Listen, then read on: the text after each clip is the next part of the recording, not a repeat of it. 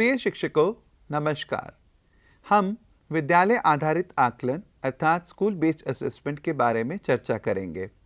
विद्यालय आधारित आकलन की वह प्रक्रिया है जिसे विद्यालय स्तर पर छात्रों के बेहतर तरीके से सीखने के लिए आयोजित किया जा रहा है।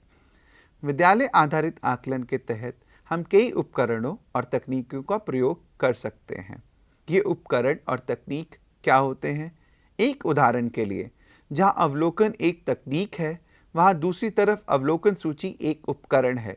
जहां अवलोकन एक प्रक्रिया है, वहां दूसरी तरफ अवलोकन सूची हमें विशेष रूप से अवलोकन करने में मदद करती है।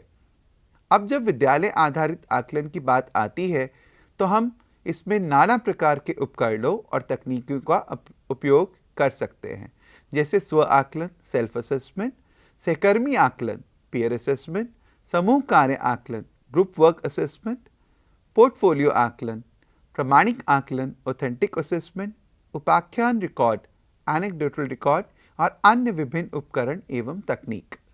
हम इस तथ्य को जानते हैं कि सतत एवं व्यापक आकलन, जिसे हम CCE भी कहते हैं, जिसका संचालन विद्यालय स्तर पर किया जाता है, जिसमें निर्देशानुसार ज़्यादातर आकलन के आंकड़ों को उच्च अधिकारियों को दिया जाता है। वहीं विद्यालय आधारित आकलन के तहत अधिक बल छात्रों के सीखने के कौशल, उनके प्रदर्शन को बेहतर बनाने के लिए शिक्षकों और छात्रों द्वारा स्वयं विद्यालय स्तर पर आकलन करके किया जाता है। तो यही मूल भिन्नता है विद्यालय आधारित आकलन के और आकलन के अन्य रूपों के बीच में। विद्यालय आधारित आकलन के संचालन में छात्रों, शिक्षकों और विद्यालयों के लिए बहुत लचीलापन है। आप जरा सोचें कि अगर किसी विद्यालय में किसी एक समय की अवधि के लिए कोई शिक्षक उपलब्ध नहीं है, तब भी उस विद्यालय में बाकी विद्यालयों की तरह ही आकलन होना चाहिए, भले ही वहाँ शिक्षण अधिगम हुआ हो या ना हो। नहीं ना, तो ऐसे मामले में लचीलेपन की आवश्यकता होती है, ताकि जब शिक्षण अधिगम हो तभी हम आकलन करें। यह विद्यालय आधारित आकलन की एक संभावना है। दूसरी संभावना यह है कि आकलन सीखने की प्रक्रिया के दौरान भी हो सकता है, ताकि छात्र अपने निष्पादन में सुधार कर सके।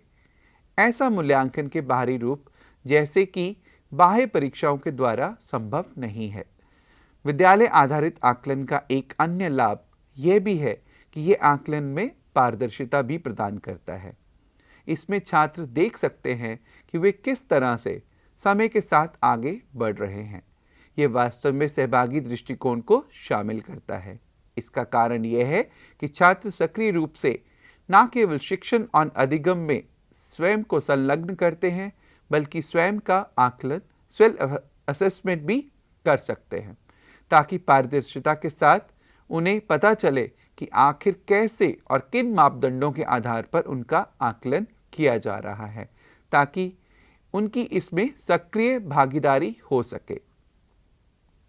विद्यालय आधारित आकलन की एक और संभावना और लाभ यह है कि आकलन करने वाले विद्यालयों और शिक्षक के लिए इस आकलन विधि में स्वायत्तता की गुंजाइश है।